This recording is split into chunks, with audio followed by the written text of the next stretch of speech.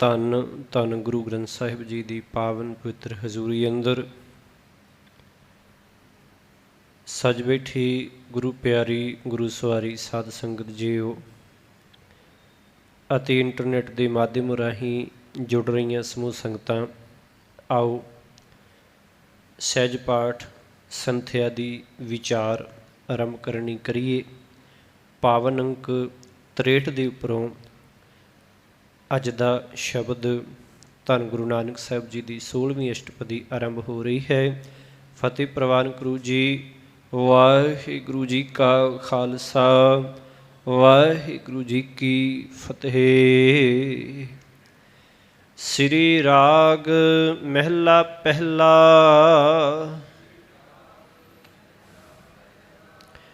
ਡੂੰਗਰ ਦੇਖ ਡਰਾਵਣੋ, ਪਈੜੈ ਡਰੀਆਸ।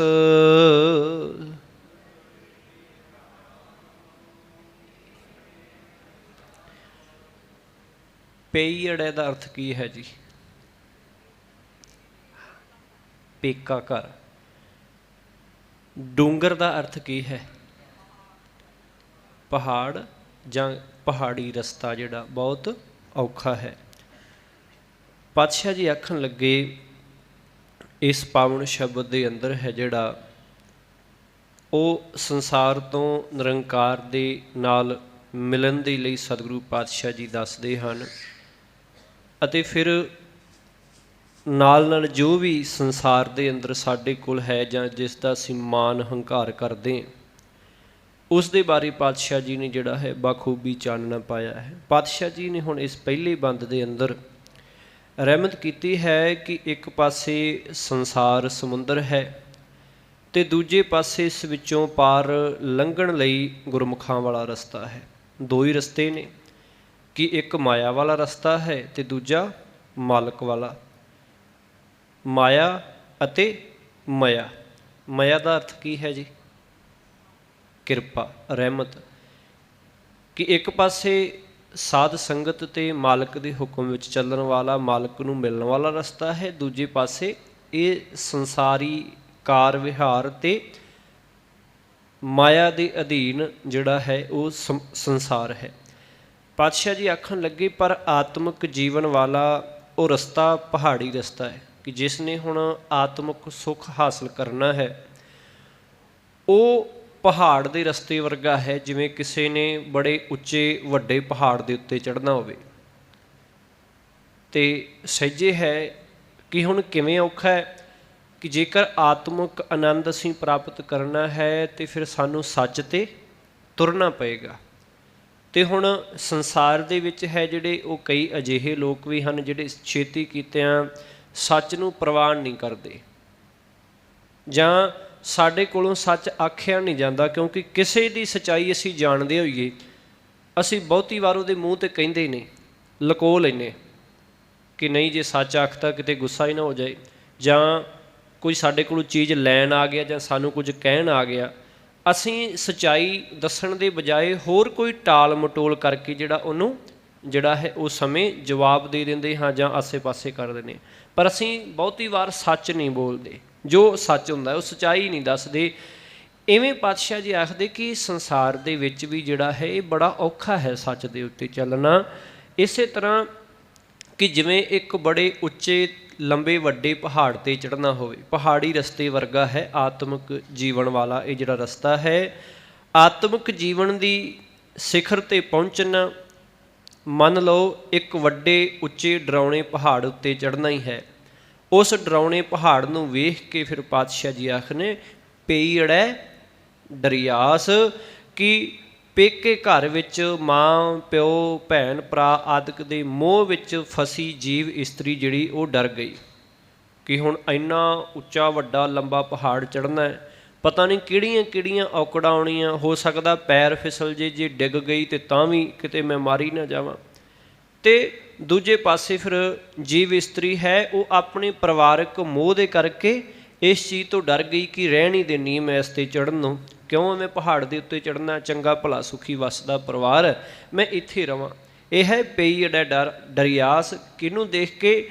ਡੂੰਗਰ ਦੇਖ ਡਰਾਵਣੂ, ਬੜਾ ਡਰਾਉਣਾ ਤੇ ਬੜਾ ਭਿਆਨਕ ਪਹਾੜ ਉੱਤੇ ਜਿਹੜਾ ਹੈ ਉਹ ਚੜ੍ਹਨਾ ਛੱਡ ਕੇ ਜਿਹੜੀ ਜੀਵ ਇਸਤਰੀ ਹੈ, ਫਿਰ ਉਹ ਇੱਥੇ ਉਦਾਹਰਣ ਸਤਿਗੁਰੂ ਜੀ ਇਸਤਰੀ ਦੀ ਦੇ ਰਹੇ ਨੇ ਕਿ ਉਹਦਾ ਇੱਕ ਪਰਿਵਾਰ ਹੈ, ਪਰ ਸਾਨੂੰ ਸਮਝਾ ਸਾਰਿਆਂ ਨੂੰ ਰਹੇ ਨੇ ਕਿ ਅਸੀਂ ਇਸ ਸੰਸਾਰ ਵਿੱਚ ਰਹਿੰਦੇ ਅਤੇ ਸਾਰਾ ਸੰਸਾਰ ਸਾਡਾ ਹੀ ਪਰਿਵਾਰ ਹੈ, ਸਮਾਜ ਸਾਡਾ ਪਰਿਵਾਰ। ਅਸੀਂ ਮੋਹ ਦੇ ਵਿੱਚ ਗਰਸੇ ਹੋਏ ਅਸੀਂ ਸੱਚ ਦਾ ਮਾਰਗ ਛੱਡ ਦਿੰਦੇ ਹਾਂ, ਅਸੀਂ ਕਿਸੇ ਦੀ ਝੂਠੀ ਵਡਿਆਈ ਕਰਦੇ ਹੋਏ ਸੱਚ ਛੱਡ ਦਿੰਦੇ ਹਾਂ, ਸੱਚ ਨੂੰ ਲੁਕੋ ਲੈਂਦੇ ਹਾਂ।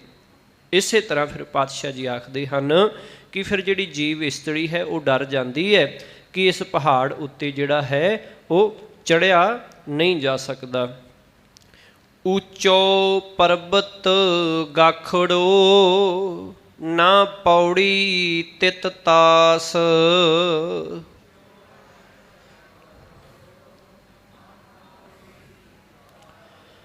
ਹੁਣ ਪਾਤਸ਼ਾਹ ਜੀ ਆਖਦੇ ਹਨ ਗਾਖੜੋ ਤੋਂ ਭਾਵ ਔਖਾ, ਕਿ ਉੱਚੋ ਪਰਬਤ ਗਾਖੜੋ ਕਿ ਇਸ ਪਹਾੜ ਉੱਤੇ ਜਿਹੜਾ ਚੜ੍ਹਨਾ ਬਹੁਤ ਔਖਾ ਹੈ, ਭਾਵ ਜਗਤ ਦਾ ਮੋਹ ਜਿਹੜਾ ਉਹ ਦੂਰ ਨਹੀਂ ਕੀਤਾ ਜਾ ਸਕਦਾ, ਕਿ ਆਪਾ ਜਿਹੜਾ ਵਾਰਿਆ ਨਹੀਂ ਜਾ ਸਕਦਾ।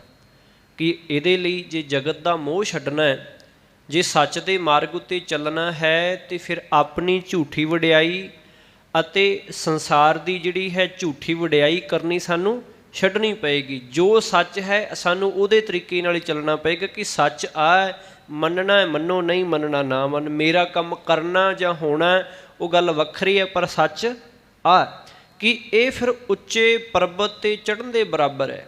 ਪਰ ਬਹੁਤੀ ਦੁਨਿਆਈ ਹੈ ਜਿਹੜੀ ਉਹ ਇਸ ਸੱਚ ਦੇ ਮਾਰਗ, ਭਾਵ ਬੜਾ ਔਖਾ ਰਸਤਾ ਹੈ, ਸੱਚ 'ਤੇ ਚੱਲਣਾ, ਸੱਚ ਬੋਲਣਾ ਬਹੁਤ ਔਖਾ ਹੈ। ਕਿਉਂਕਿ ਸਮਾਜ ਦੇ ਵਿੱਚ ਫਿਰ ਬਹੁਤੇ ਜਣੇ ਫਿਰ ਉਹ ਕਹਿੰਦੇ ਹੁੰਦੇ ਕਿ ਜਿਹੜੇ ਵਿਕਾਰੀ ਨੇ ਉਹ ਆਪੇ ਉਹਨਾਂ ਨੇ ਪਾਸਾ ਵੱਟ ਲੈਣਾ ਕਿ ਇਸ ਬੰਦੇ ਕੋਲ ਕਾਹਦਾ ਜਾਣਾ, ਇਹ ਤਾਂ ਸੱਚੀ ਗੱਲ ਮੂੰਹ 'ਤੇ ਕਹਿ ਦਿੰਦਾ, ਜਾਂ ਹੈ ਇਸ ਤਰ੍ਹਾਂ ਇਸ ਤਰ੍ਹਾਂ, ਕਈ ਗੱਲਾਂ ਹੁੰਦੀਆਂ ਨੇ। ਪਰ ਪਾਤਸ਼ਾਹ ਜੀ ਆਖਦੇ ਕਿ ਇਹ ਸੰਸਾਰਿਕ ਮੋਹ ਹੈ, ਇਹਨੂੰ ਛੱਡਣਾ ਔਖੇ ਡਰਾਉਣੇ ਪਹਾੜ 'ਤੇ ਚੜ੍ਹਨ ਦੇ ਬਰਾਬਰ ਹੈ, ਅਤੇ ਇਸ ਲਈ ਆਪਾ ਭਾਵ ਛੱਡਣਾ ਪੈਂਦਾ, ਆਪਣਾ ਆਪਾ ਹੈ ਉਹ ਤਿਆਗਣਾ ਪੈਂਦਾ ਹੈ। ਨਾ ਪੌੜੀ ਤਿਤ ਤਾਸ, ਆਖਣ ਲੱਗੇ ਇਸ 'ਤੇ ਆਤਮਿਕ ਜੀਵਨ ਦੇ ਸਿਖਰ 'ਤੇ ਪਹੁੰਚਣਾ ਜਿਹੜਾ ਹੈ ਉਹ ਬੜੇ ਉੱਚਾ ਅਤੇ ਔਖਾ ਪਹਾੜ ਹੈ। ਉਸ ਪਹਾੜ 'ਤੇ ਚੜ੍ਹਨ ਲਈ ਫਿਰ ਨਾ ਪੌੜੀ ਤਿਤ ਤਾਸ, ਕਿ ਜੀਵ ਇਸਤਰੀ ਕੋਲ ਜਿਹੜੀ ਕੋਈ ਪੌੜੀ ਵੀ ਨਹੀਂ ਹੈ।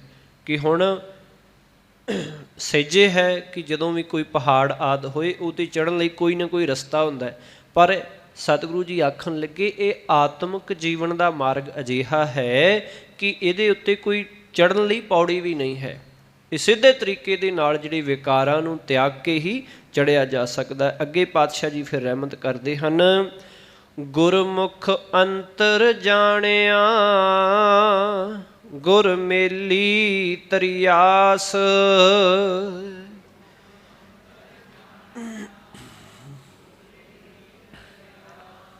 ਹੁਣ ਪਾਤਸ਼ਾਹ ਜੀ ਆਖਣ ਲੱਗੇ ਫਿਰ ਜਿਹੜਾ ਹੁਣ ਗੁਰਮੁਖ ਅੰਤਰ ਜਾਣਿਆ, ਗੁਰੂ ਦੇ ਸਨਮੁਖ ਰਹਿਣ ਵਾਲੀ ਜਿਸ ਜੀਵ ਇਸਤਰੀ ਨੂੰ ਗੁਰੂ ਨੇ ਪ੍ਰਭੂ ਦੇ ਚਰਨਾਂ ਵਿੱਚ ਮਿਲਾ ਲਿਆ, ਉਸਨੇ ਆਪਣੇ ਅੰਦਰ ਹੀ ਵਸਦੇ ਮਾਲਕ ਨੂੰ ਪਛਾਣ ਲਿਆ ਤੇ ਇਸ ਸੰਸਾਰ ਸਮੁੰਦਰ ਤੋਂ ਪਾਰ ਲੰਘ ਗਈ। ਸੌਖਾ ਜਿਹਾ ਰਸਤਾ ਦੱਸਤਾ ਫਿਰ ਸਤਿਗੁਰੂ ਜੀ ਨੇ ਕਿ ਜੋ ਫਿਰ ਜਿਹੜਾ ਜੀਵ ਗੁਰੂ ਦੇ ਦਿੱਤੇ ਉਪਦੇਸ਼ ਦੇ ਅਨੁਸਾਰ ਆਪਣਾ ਜੀਵਨ ਬਿਤਾਉਂਦਾ ਹੈ। ਹੁਣ ਗੁਰੂ ਝੂਠ ਤੇ ਕਦੇ ਆਖਦਾ ਨਹੀਂ, ਕਦੇ ਪੜਦਾ ਤੇ ਪਾਉਂਦਾ ਨਹੀਂ ਨਾ, ਭਾਵੇਂ ਅਸੀਂ ਜਿੰਨੇ ਮਰਜ਼ੀ ਜਿਹੜੇ ਉਹ ਉੱਤੋਂ ਸਾਫ਼ ਸੁਥਰੇ ਦਿਸਦੇ ਹੋਈਏ, ਧਰਮੀ ਦਿਸਦੇ ਹੋਈਏ, ਗੁਰੂ ਕਦੇ ਲਿਹਾਜ਼ ਕਰਦਾ ਸਾਡਾ? ਕਦੇ ਨਹੀਂ ਕਰਦਾ। ਉਹ ਪੜ੍ਹਾ ਦੇਣੀ ਚਪੇੜ ਤਰ੍ਹਾਂ ਸੱਚ ਸਾਡੇ ਮੂੰਹ 'ਤੇ ਮਾਰਦਾ। ਬਾਹਰੋਂ ਭਾਵੇਂ ਅਸੀਂ ਫੀਲ ਕਰੀਏ ਨਾ ਕਰੀਏ, ਪਰ ਸਾਨੂੰ ਪਤਾ ਹੁੰਦਾ ਨਾ ਕਿ ਗੁਰੂ ਨੇ ਜਿਹੜੀ ਗੱਲ ਆਖੀ ਉਹਦੇ ਵਿੱਚ ਅਸੀਂ ਪੂਰੇ ਨਹੀਂ ਹਾਂ, ਅਸੀਂ ਕਿਤੇ ਨਾ ਕਿਤੇ ਗੁਰੂ ਦੇ ਸ਼ਬਦ ਨੂੰ ਪਿੱਛੇ ਲੱਗ ਕੇ ਚੱਲਦੇ ਹਾਂ। ਫਿਰ ਗੁਰੂ ਨਾਲ ਦੀ ਨਾਲ ਦੱਸ ਦਿੰਦਾ, ਕਹਿਣ ਤੋਂ ਭਾਵ ਗੁਰੂ ਖੁਦ ਸੱਚ ਦਾ ਮਾਰਗ ਹੈ, ਅਤੇ ਫਿਰ ਜਿਹੜਾ ਗੁਰੂ ਦੇ ਨਾਲ ਜੁੜ ਜਾਂਦਾ ਹੈ ਉਹ ਇਸ ਸੰਸਾਰ ਸਮੁੰਦਰ ਤੋਂ ਬੜਾ ਹੀ ਸੌਖਾ ਹੋ ਕਰਕੇ ਪਾਰ ਲੰਘ ਜਾਂਦਾ ਹੈ। ਭਾਈ ਰੇ ਭਵ ਜਲ ਬਿਖਮ ਡਰਾਓ, ਕਿਹੇ ਭਾਈ ਇਹ ਸੰਸਾਰ ਸਮੁੰਦਰ ਬੜਾ ਡਰਾਉਣਾ ਹੈ ਅਤੇ ਇਹ ਤਰਨਾ ਵੀ ਬਹੁਤ ਔਖਾ ਹੈ, ਬੜਾ ਡਰਾਉਣਾ ਹੈ, ਬੜਾ ਭਿਆਨਕ ਹੈ। ਇਹਦੇ ਵਿੱਚੋਂ ਲੰਘਣਾ ਤੇ ਇਹਨੂੰ ਤੈਰ ਕੇ ਪਾਰ ਕਰਨਾ ਬਹੁਤ ਔਖਾ ਹੈ। ਭਾਵ ਕਿ ਇਹ ਵਿਕਾਰ ਮਾਇਆ ਦਾ ਮੋਹ ਹੈ ਜਿਹੜਾ ਤਿਆਗਣਾ ਉਹ ਬਹੁਤ ਔਖਾ ਹੈ। ਜੇਕਰ ਇਹ ਛੱਡ ਦਿੱਤਾ ਜਾਏ ਤੇ ਫਿਰ ਤੇ ਸਹਿਜੇ ਮਾਲਕ ਦੇ ਨਾਲ ਮੇਲ ਹੋ ਜਾਂਦਾ ਹੈ, ਪਰ ਇਹ ਛੱਡਣੇ ਉਹ ਇਸ ਤਰ੍ਹਾਂ ਹਨ ਜਿਵੇਂ ਸਮੁੰਦਰ ਨੂੰ ਜਿਹੜਾ ਹੈ ਤੈਰ ਕੇ ਪਾਰ ਕਰਨਾ ਹੋਏ। ਪੂਰਾ ਸਤਿਗੁਰ ਰਸ ਮਿਲੈ, ਗੁਰ ਤਾਰੇ ਹਰ ਨਾਉ ਰਹਾਉ।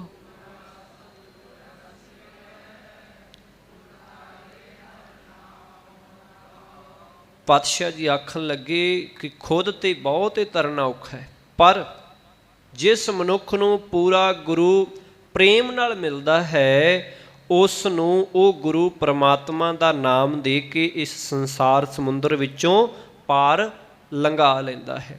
ਜਿਵੇਂ ਅਸੀਂ ਪਿੱਛੇ ਸ਼ਬਦਾਂ ਦੇ ਵਿੱਚ ਸਰਵਣ ਕਰਕੇ ਹੈ ਨਾ, ਗੁਰ ਬੇੜੀ ਗੁਰ ਤੁਲਹਾ, ਕਿ ਗੁਰੂ ਹੀ ਜਿਹੜਾ ਉਹ ਬੇੜੀ ਹੈ, ਉਹ ਆਪ ਹੀ ਤੁਲਹਾ ਹੈ, ਭਾਵ ਆਪ ਹੀ ਉਹ ਜਿਹੜਾ ਹੈ ਚਲਾਉਣ ਵਾਲਾ, ਆਪ ਹੀ ਮਲਾਹ ਹੈ, ਆਪ ਹੀ ਬੇੜੀ ਹੈ, ਆਪ ਹੀ ਬੋਹਿਥਾ ਹੈ, ਸਭ ਕੁਝ ਆਪ ਹੀ ਹੈ। ਅਤੇ ਜਿਹੜਾ ਜੀਵ ਫਿਰ ਜਿਹੜਾ ਮਨੁੱਖ ਗੁਰੂ ਬੇੜੀ ਦੇ ਵਿੱਚ ਸਵਾਰ ਹੋ ਜਾਂਦਾ ਹੈ ਉਹ ਸਹਿਜੇ ਹੀ ਸੰਸਾਰ ਸਮੁੰਦਰ ਤੋਂ ਪਾਰ ਲੰਘ ਜਾਂਦਾ। ਇਹੋ ਹੀ ਸਤਿਗੁਰੂ ਜੀ ਇੱਥੇ ਸਮਝਾ ਰਹੇ ਨੇ ਕਿ ਜਿੰਨਾ ਚਿਰ ਅਸੀਂ ਗੁਰੂ ਦੇ ਨਾਲ ਨਹੀਂ ਜੁੜਦੇ ਓਨਾ ਸਮਾਂ ਸਾਨੂੰ ਸਾਡਾ ਪਿੱਛਾ ਇਹ ਵਿਕਾਰ ਅਤੇ ਇਹ ਮਾਇਆ ਇਹ ਮੋਹ ਨਹੀਂ ਛੱਡ ਸਕਦਾ। ਓਨਾ ਸਮਾਂ ਅਸੀਂ ਫਿਰ ਟੈਨਸ਼ਨਾਂ ਦੇ ਵਿੱਚ ਆਤਮਿਕ ਦੁੱਖ ਹੈ ਜਿਹੜੇ ਉਹ ਸਹੇੜਦੇ ਹੀ ਰਹਾਂਗੇ। ਚੱਲਾਂ ਚੱਲਾਂ ਜੇ ਕਰੀ ਜਾਣਾ ਚੱਲਣ ਹਾਰ,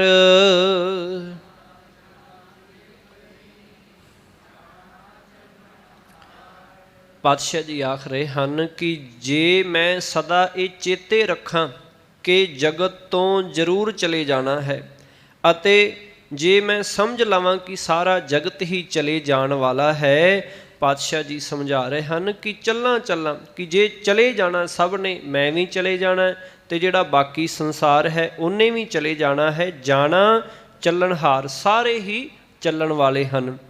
ਜੋ ਆਇਆ ਸੋ ਚੱਲ ਸੀ, ਅਮਰ ਸੋ ਗੁਰ ਕਰਤਾਰ।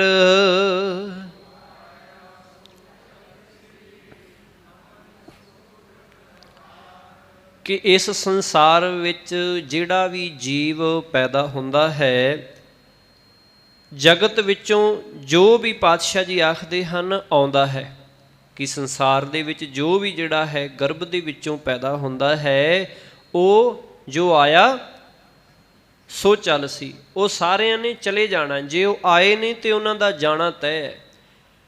ਉਹ ਆਏ ਹੀ ਆਪਣਾ ਅੰਤ ਲਿਖਾ ਕੇ ਨੇ, ਕਿ ਪਹਿਲਾਂ ਅੰਤ ਲਿਖਿਆ ਜਾਂਦਾ ਹੈ, ਉਸ ਤੋਂ ਬਾਅਦ ਹੀ ਜੀਵ ਜਿਹੜਾ ਸੰਸਾਰ ਵਿੱਚ ਜਿਹੜਾ ਉਹ ਪੈਦਾ ਹੁੰਦਾ ਹੈ। ਅਤੇ ਨਾਲ ਹੀ ਸਤਿਗੁਰੂ ਜੀ ਆਖ ਰਹੇ ਹਨ ਕਿ ਮੌਤ ਰਹਿਤ, ਕਿ ਅਮਰ, ਅਮਰ ਤੋਂ ਭਾਵ ਜਿਹੜਾ ਅਮਰ, ਮੌਤ ਤੋਂ ਰਹਿਤ, ਅਮਰ।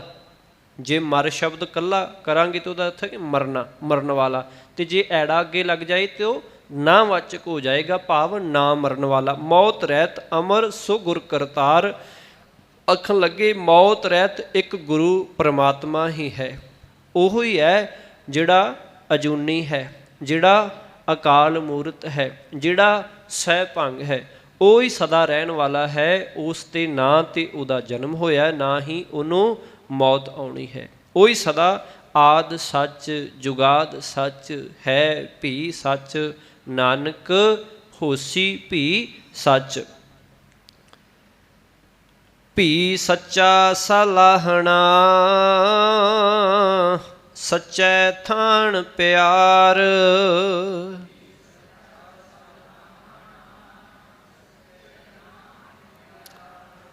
ਹੁਣ ਸਤਿਗੁਰੂ ਪਾਤਸ਼ਾਹ ਜੀ ਆਖਣ ਲੱਗੇ ਕਿ ਹੁਣ ਇਹ ਤਾਂ ਗੱਲ ਸਾਨੂੰ ਸਮਝ ਆ ਗਈ ਹੈ ਕਿ ਜੋ ਸੰਸਾਰ ਦੇ ਵਿੱਚ ਆਇਆ ਉਹਨੇ ਚਲੇ ਜਾਣਾ, ਭਾਵੇਂ ਅਸੀਂ ਹਾਂ ਅਤੇ ਭਾਵੇਂ ਕੋਈ ਹੋਰ ਹੈ, ਭਾਵੇਂ ਸਾਡੇ ਧੀਆਂ ਪੁੱਤਰ ਨੇ, ਮਾਂ ਪਿਓ ਨੇ, ਕੋਈ ਹੈ, ਸਭ ਨੇ ਚਲੇ ਜਾਣਾ। ਅਤੇ ਰਹਿਣ ਵਾਲਾ ਕੌਣ ਹੈ? ਮਾਲਕ ਪਰਮੇਸ਼ਰ। ਅਤੇ ਸ਼ਬਦ ਗੁਰੂ ਰਹਿਣ ਵਾਲਾ ਹੈ, ਕਿਉਂਕਿ ਸ਼ਬਦ ਕਦੇ ਮਰਦਾ ਨਹੀਂ ਹੈ। ਕਿ ਸ਼ਬਦ ਗੁਰੂ ਰਹਿਣ ਵਾਲਾ ਹੈ ਜਾਂ ਉਹ ਮਾਲਕ ਪਰਮੇਸ਼ਰ ਹੈ, ਫਿਰ ਉਹਦੇ ਨਾਲ ਜੁੜ। ਇਸੇ ਕਰਕੇ ਫਿਰ ਆਖਦੇ ਹਨ ਭੀ ਸੱਚਾ ਸਲਾਹਣਾ, ਸੱਚਾ ਥਾਨ ਪਿਆਰ। ਤਾਂ ਫਿਰ ਸਤ ਸੰਗਤ ਵਿੱਚ ਪ੍ਰਭੂ ਚਰਨਾਂ ਨਾਲ ਪਿਆਰ ਪਾ ਕੇ ਸੱਚੇ ਰਹਿਣ ਵਾਲੇ ਪਰਮੇਸ਼ਰ ਦੀ ਸਿਫਤ ਸਲਾਹ ਕਰਨੀ ਚਾਹੀਦੀ ਹੈ। ਸਹਿਜੇ ਹੈ ਫਿਰ ਉਸ ਨਾਲ ਜੁੜਨਾ ਚਾਹੀਦਾ ਹੈ ਨਾ, ਜਿਹੜਾ ਸਦਾ ਰਹਿਣ ਵਾਲਾ। ਚਲੇ ਤੇ ਭਾਵੇਂ ਅਸੀਂ ਵੀ ਜਾਣਾ, ਬਾਕੀ ਦੁਨੀਆ ਨੇ ਵੀ ਚਲੇ ਜਾਣਾ, ਪਰ ਸਾਨੂੰ ਉਸ ਨਾਲ ਹੀ ਜੁੜਨਾ ਚਾਹੀਦਾ ਹੈ ਨਾ, ਜਿਹਦਾ ਪੱਕੇ ਤੌਰ 'ਤੇ ਪਤਾ ਤੇ ਹੈ ਨਾ ਕਿ ਇਹ ਖਤਮ ਹੋਣ ਵਾਲਾ ਨਹੀਂ ਹੈ। ਬਸ ਇਹੀ ਹੈ ਸੰਸਾਰ ਸਮੁੰਦਰ ਦੀਆਂ ਵਿਕਾਰ ਲਹਿਰਾਂ ਤੋਂ ਬਚਣ ਦਾ ਤਰੀਕਾ। ਇੱਕੋ ਹੀ ਤਰੀਕਾ ਹੈ ਕਿ ਗੁਰੂ ਦੇ ਸ਼ਬਦ, ਗੁਰੂ ਦੀ ਦਿੱਤੀ ਸਮਝ ਅਨੁਸਾਰ ਅਸੀਂ ਜੀਵਨ ਹੈ ਜਿਹੜਾ ਉਹ ਬਤੀਤ ਕਰੀਏ। ਦਰ ਘਰ ਮਹਿਲਾਂ ਸੋਹਣੇ,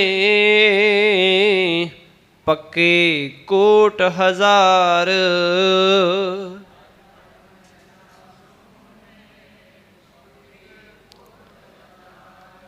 ਹੁਣ ਪਾਤਸ਼ਾਹ ਜੀ ਇੱਥੇ ਫਿਰ ਗਿਣਤੀ ਕਰਦੇ ਆ ਸੰਸਾਰ ਦੇ ਵਿੱਚ ਜਿਨ੍ਹਾਂ ਕੋਲ ਜਿਹੜਾ ਹੈ ਉਹ ਦਰ ਘਰ ਮਹਿਲਾਂ ਸੋਹਣੇ, ਕੀ ਸੋਹਣੇ ਦਰਵਾਜ਼ਿਆਂ ਵਾਲੇ ਸੋਹਣੇ ਘਰ ਤੇ ਮਹਿਲ ਮਹੱਲ ਨੇ। ਹਜ਼ਾਰਾਂ ਪੱਕੇ ਕਿਲੇ ਨੇ, ਕੋਟ ਤੋਂ ਭਾਵ ਕਿਲੇ, ਤੇ ਬੜੇ ਹਜ਼ਾਰਾਂ ਹੀ ਜਿਹੜੇ ਹਨ ਉਹ ਕਿਲੇ ਹਨ। ਹਸਤੀ ਘੋੜੇ ਪਾਖਰੇ, ਲਸ਼ਕਰ ਲੱਖ ਅਪਾਰ।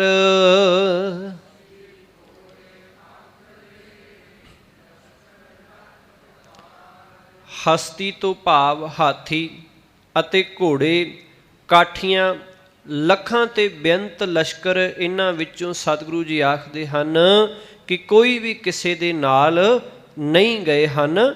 ਕਿ ਹਸਤੀ ਘੋੜੇ, ਪਾਖਰੇ ਤੋਂ ਭਾਵ ਜਿਹੜੀਆਂ ਘੋੜਿਆਂ ਦੇ ਉੱਤੇ ਕਾਠੀਆਂ ਪੈਂਦੀਆਂ ਨੇ। ਲਸ਼ਕਰ ਤੋਂ ਭਾਵ ਕਿ ਫੌਜ ਦੇ ਵਿੱਚ ਜਿਹੜੇ ਸਿਪਾਹੀ ਆਦਿ ਨੇ ਉਹ ਲਸ਼ਕਰ ਦੇ ਵਿੱਚ ਆ ਜਾਣੇ। ਕਿ ਹਜ਼ਾਰਾਂ ਲੱਖਾਂ ਦਾ ਲਸ਼ਕਰ ਹੋਏ, ਘੋੜੇ ਹਾਥੀ ਹੋਣ, ਹਜ਼ਾਰਾਂ ਪੱਕੇ ਕਿਲੇ ਬਣਾਏ ਹੋਣ, ਪਰ ਸਤਿਗੁਰੂ ਜੀ ਆਖਣ ਲੱਗੇ ਕਿਸ ਹੀ ਨਾਲ ਨਾ ਚੱਲਿਆ, ਖੱਪ ਖੱਪ ਮੋਏ ਅਸਾਰ।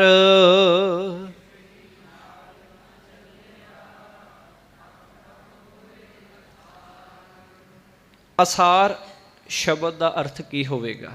ਕੱਲ ਆਪਾਂ ਸਾਰ ਸ਼ਬਦ ਸਮਝਿਆ ਸੀ।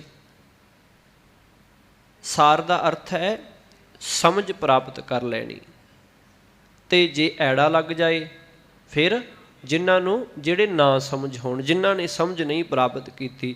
ਪਾਤਸ਼ਾਹ ਜੀ ਆਖਣ ਲੱਗੇ ਕਿਸ ਹੀ ਨਾਲ ਨਾ ਚੱਲਿਆ, ਕਿਸੇ ਦੇ ਨਾਲ। ਇਹ ਜੋ ਪਿੱਛੇ ਦੋ ਪੰਕਤੀਆਂ ਦੇ ਅੰਦਰ ਗਿਣਤੀ ਕੀਤੀ ਹੈ ਸਤਿਗੁਰੂ ਜੀ ਨੇ, ਇਹ ਤੇ ਹੁਣ ਬਹੁਤ ਵੱਡੇ ਲੈਵਲ ਦੀ ਗਿਣਤੀ ਕਰ ਦਿੱਤੀ ਹੈ। ਅਸੀਂ ਤੇ ਇਹਨਾਂ ਆਦੇ ਅੱਗੇ ਕੁਛ ਵੀ ਨਹੀਂ। ਸਾਡੇ ਕੋਲ ਤਾਂ ਇੱਕ ਇੱਕ ਕਿਲਾ ਹੀ ਆ ਆਪਣਾ, ਅਤੇ ਕੁਝ ਕੁ ਬੈਂਕ ਬੈਲੈਂਸ ਹੋਏਗਾ ਜਾਂ 2-4 ਗੱਡੀਆਂ ਹੋਣਗੀਆਂ, ਇਦੋਂ ਵੱਧ ਤੇ ਕੁਛ ਨਹੀਂ ਹੈ। ਪਰ ਇੱਥੇ ਤੇ ਹਜ਼ਾਰਾਂ ਲੱਖਾਂ ਦੀ ਗੱਲ ਕੀਤੀ, ਹਜ਼ਾਰਾਂ ਪੱਕੇ ਕਿਲਿਆਂ ਦੀ ਗੱਲ ਕੀਤੀ ਹੈ, ਲੱਖਾਂ ਜਿਹੜੀ ਉਹ ਫੌਜਾਂ ਦੀ ਗੱਲ ਕੀਤੀ। ਕਿ ਇਹ ਕੁਝ ਹੋਵੇ ਕਿਸੇ ਹੀ ਨਾਲ ਨਾ ਚੱਲਿਆ। ਆਖਣ ਲੱਗੇ ਕਿ ਇਹ ਨਾਲ ਨਹੀਂ ਚੱਲਦਾ। ਖੱਪ ਖੱਪ ਮੋਏ ਅਸਾਰ, ਬੇਸਮਝ ਨੇ ਜਿਹੜੇ ਐਵੇਂ ਹੀ ਖੱਪ ਖੱਪ ਕੇ ਆਤਮਿਕ ਮੌਤੇ ਮਰਦੇ ਰਹਿੰਦੇ ਆ, ਅਤੇ ਇਹਨਾਂ ਦੀ ਖਾਤਰ ਆਤਮਿਕ ਜੀਵਨ ਹੈ ਜਿਹੜਾ ਉਹ ਗਵਾ ਲੈਂਦੇ ਨੇ, ਖਤਮ ਕਰ ਲੈਂਦੇ ਨੇ। ਹੁਣ ਅਸੀਂ ਕਿਸੇ ਦਾ ਵੀ ਜੀਵਨ ਦੇਖ ਲਈ ਇਤਿਹਾਸ ਦੇ ਵਿੱਚ, ਇਤਨੇ ਰਾਜੇ ਹੋਏ ਨੇ, ਬਾਦਸ਼ਾਹ ਹੋਏ ਨੇ। ਹੁਣ ਦੇਖੋ ਕਿ ਜ਼ਰੂਰ ਉਹ ਇੱਕ ਦੇਸ਼ ਤੋਂ ਚੱਲ ਕੇ ਦੂਜੇ ਦੇਸ਼ 'ਤੇ ਚੜ੍ਹਾਈ ਕਰਦੇ ਸੀ, ਪਰ ਹੁਣ ਉਹ ਸਦਾ ਇਸੇ ਦੇ ਵਿੱਚ ਹੀ ਤੁਰੇ ਰਹਿੰਦੇ ਸਨ ਕਿ ਕਦੋਂ ਕਿੱਧਰ ਹਮਲਾ ਕਰਨਾ, ਕਿੱਥੋਂ ਜਾ ਕੇ ਮਾਲ ਲੁੱਟ ਕੇ ਲਿਆਉਣਾ, ਕਿਹਨੂੰ ਮਾਰਨਾ, ਕਿਹਨੂੰ ਛੱਡਣਾ, ਕਿਹੜਾ ਖੇਤਰ, ਉਹ ਇਸੇ ਦੇ ਵਿੱਚ ਹੀ ਰਹੇ। ਪਰ ਉਹਨਾਂ ਨੇ ਆਪਣੇ ਆਤਮਿਕ ਜੀਵਨ ਵੱਲ ਖਿਆਲ ਹੀ ਨਹੀਂ ਕੀਤਾ ਕਿ ਅੰਦਰ ਦਾ ਵੀ ਕੋਈ ਜੀਵਨ ਹੈ। ਹਮੇਸ਼ਾ ਇਸੇ ਭਟਕਣਾ ਦੇ ਵਿੱਚ ਹੀ ਰਹੇ। ਉਹ ਬੜਾ ਸੋਹਣਾ ਸਿਕੰਦਰ ਦੀ ਪ੍ਰਥਾਏ ਹੈ ਜਿਹੜੀ ਅਸੀਂ ਗਾਥਾ ਪੜ੍ਹਦੇ ਹਾਂ, ਕਿ ਦੇਖੋ ਕਿ ਲਗਭਗ ਉਹ ਦੁਨੀਆ ਜਿੱਤਣ ਵਾਲਾ ਸੀ, ਕਿ ਬਹੁਤ ਸਾਰੇ ਦੇਸ਼ ਉਹਨੇ ਜਿੱਤ ਲਏ ਸੀ। ਅਖੀਰ 'ਤੇ ਉਹ ਆਖਦਾ ਸੀ ਕਿ ਜਾਣ ਲੱਗਿਆਂ ਜਿਹੜੇ ਮੇਰੇ ਹੱਥ ਉਹ ਬਾਹਰ ਹੋਣ, ਮੇਰੇ ਜਨਾਜੇ 'ਚੋਂ ਬਾਹਰ ਹੋਣ। ਕਿ ਦੇਖ ਲਏ ਦੁਨੀਆ ਕਿ ਇਸ ਨੇ ਬਹੁਤ ਸਾਰੀ ਦੁਨੀਆ ਦੇਸ਼ ਜਿੱਤ ਲਏ ਹੈ, ਪਰ ਜਾਣ ਲੱਗਿਆਂ ਇਹਦੇ ਹੱਥ ਖਾਲੀ ਹੈ, ਗਿਆ ਕੁਛ ਨਹੀਂ ਨਾਲ। ਇਹੀ ਸਤਿਗੁਰੂ ਪਾਤਸ਼ਾਹ ਜੀ ਆਖ ਰਹੇ ਨੇ ਕਿ ਜਿਹੜੇ ਬੇਸਮਝ ਹੁੰਦੇ ਨੇ ਉਹ ਇਸੇ ਤਰ੍ਹਾਂ ਹੈ ਜਿਹੜਾ ਉਹ ਧਨ ਪਦਾਰਥ ਇਕੱਠਾ ਕਰਦੇ ਰਹਿੰਦੇ ਹੈ, ਵਿਕਾਰਾਂ ਦੇ ਵਿੱਚ ਜੀਵਨ ਬਿਤਾਉਂਦੇ ਰਹਿੰਦੇ ਹੈ ਤੇ ਆਪਣੇ ਆਤਮਿਕ ਜੀਵਨ ਵੱਲ ਖਿਆਲ ਨਹੀਂ ਕਰਦੇ, ਆਤਮਿਕ ਆਨੰਦ ਵੱਲ ਬਿਲਕੁਲ ਵੀ ਖਿਆਲ ਨਹੀਂ ਕਰਦੇ ਹਨ। ਸੋਇਨਾ ਰੂਪਾ ਸੰਚੀਐ, ਮਾਲ ਜਾਲ ਜੰਜਾਲ।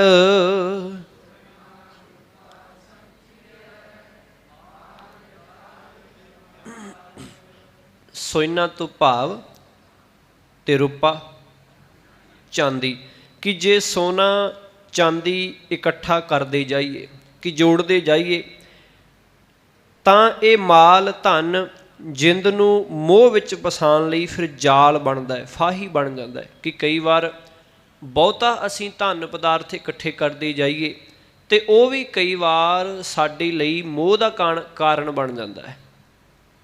ਉਹ ਕਿਸੇ ਵੀ ਤਰੀਕੇ ਦੇ ਨਾਲ ਹੋਏ, ਕਿ ਜੇਕਰ ਘਰ ਵਿੱਚ ਰੱਖਿਆ ਹੋਏ ਨਾ, ਬਹੁਤੀ ਵਾਰੀ ਸਾਨੂੰ ਇਹ ਡਰ ਹੀ ਬਣਿਆ ਰਹਿੰਦਾ ਕਿ ਕਿਸੇ ਨੂੰ ਪਤਾ ਨਾ ਲੱਗ ਜੇ ਤੇ ਕਿਤੇ ਕੋਈ ਚੋਰ ਆ ਕੇ ਆ ਹੀ ਨਾ ਜਾਏ। ਕਿਉਂਕਿ ਬਹੁਤ ਸਾਰੇ ਘਰਾਂ ਦੇ ਵਿੱਚ ਐਸਾ ਵੀ ਹੁੰਦਾ ਹੈ ਨਾ ਕਿ ਕੋਈ ਕਿਤੇ ਜਾਂਦੇ ਹੈ, ਜਾਂ ਭਾਵੇਂ ਕੋਈ ਇੱਕ ਅੱਧਾ ਮੈਂਬਰ ਘਰ ਦੇ ਵਿੱਚ ਹੁੰਦਾ ਹੈ ਜਿਹਨੂੰ ਹੁਣ ਪਤਾ ਲੱਗ ਜਾਂਦਾ, ਫਿਰ ਉਹ ਆ ਕੇ ਸੰਨ ਲਾਉਂਦਾ ਹੈ, ਕਈ ਵਾਰ ਘਰ ਦੇ ਜੀਆਂ ਦਾ ਵੀ ਨੁਕਸਾਨ ਕਰ ਦਿੰਦੇ ਉਸ ਲੁੱਟ ਦੇ ਬਹਾਨੇ। ਅਤੇ ਜਿਹਦੇ ਕੋਲੋਂ ਫਿਰ ਲੁੱਟਿਆ ਜਾਂਦਾ ਹੈ ਉਹਦੇ ਕੋਲੋਂ ਫਿਰ ਕਹਿਣ ਦਾ ਭਾਵ ਕਿ ਇੱਕ ਵੱਡੀ ਟੈਨਸ਼ਨ ਮਨ 'ਤੇ ਬਣ ਜਾਂਦੀ ਕਿ ਇੰਨਾ ਸਾਰਾ ਜੋੜਿਆ ਸੀ ਮੈਂ, ਇੰਨੀ ਮਿਹਨਤ ਕਰਕੇ, ਇਹ ਸਾਰਾ ਹੀ ਲੁੱਟਿਆ ਗਿਆ। ਕਹਿਣ ਤੋਂ ਭਾਵ ਹੈ ਪਾਤਸ਼ਾਹ ਜੀ ਆਖਦੇ ਕਿ ਇਹ ਵੀ ਕਈ ਵਾਰ ਮੋਹ ਦਾ ਕਾਰਨ ਬਣ ਜਾਂਦਾ ਹੈ, ਇਹ ਫਾਹੀ ਬਣ ਜਾਂਦੀ ਹੈ ਗਲ ਦੀ, ਵੀ ਕੀ ਇਹ ਹੁਣ ਇਹਦਾ ਮੈਂ ਕੀ ਕਰਾਂ। ਭਾਵ ਕਿ ਹਮੇਸ਼ਾ ਹੀ ਕਈ ਵਾਰ ਡਰ ਬਣਿਆ ਰਹਿੰਦਾ ਹੈ। ਕਈ ਵਾਰ ਕਿ ਅੱਜ ਦੇ ਸਮੇਂ ਦੇ ਵਿੱਚ ਤਾਂ ਐਸਾ ਵੀ ਹੈ ਨਾ, ਕਿਤੇ ਰੇਟ ਦਾ ਵਾਧਾ ਘਾਟਾ ਹੁੰਦਾ ਰਹਿੰਦਾ ਕਿ ਇੰਨਾ ਖਰੀਦ ਲਿਆ ਕਿਤੇ ਰੇਟ ਘੱਟ ਨਾ ਜਾਏ, ਜੇ ਘੱਟ ਖਰੀਦਿਆ ਕੱਲ੍ਹ ਨੂੰ ਰੇਟ ਵੱਧ ਗਿਆ ਅਤੇ ਚੰਗਾ ਹੁੰਦਾ ਜੇ ਮੈਂ ਜ਼ਿਆਦਾ ਖਰੀਦ ਲੈਂਦਾ, ਅੱਜ ਮੈਨੂੰ ਓਨਾ ਹੀ ਜ਼ਿਆਦਾ ਫਾਇਦਾ ਹੋ ਜਾਂਦਾ। ਕਹਿਣ ਤੋਂ ਭਾਵ ਹੈ ਕਿ ਆਤਮਿਕ ਜੀਵਨ ਦੇ ਉੱਤੇ ਇਹ ਚੀਜ਼ਾਂ ਜਦੋਂ ਜ਼ਿਆਦਾ ਹੋ ਜਾਂਦੀਆਂ ਨੇ ਉਦੋਂ ਇਹ ਬੋਝ ਬਣ ਜਾਂਦੀਆਂ ਹਨ।